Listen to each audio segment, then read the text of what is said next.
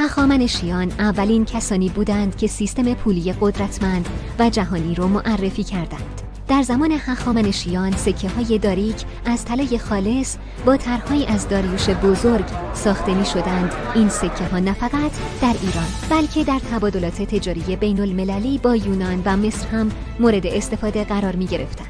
در دوران سلوکیان سکه‌های نقره‌ای با تصویر اسکندر مقدونی ضرب می‌کردند که با نام درخمی شناخته می‌شدند. اشکانی‌ها نیز با درهم‌های نقره‌ای خودشون قدرت اقتصادیشون رو در سرتاسر آسیای غربی نشان می‌دادند. در دوران ساسانیان درهم‌های نقره‌ای و دینارهای طلایی تبدیل به واحدهای اصلی پول شدند و در نهایت در دوران خلافت عباسی درهم و دینار به عنوان واحدهای اصلی و پولی در سراسر دنیای اسلامی به کار رفتند. اگر عاشق تاریخ هستید حتما کانال ما رو سابسکرایب کنید و همیشه با ما همراه باشید که داستان‌های بیشتری در راهه.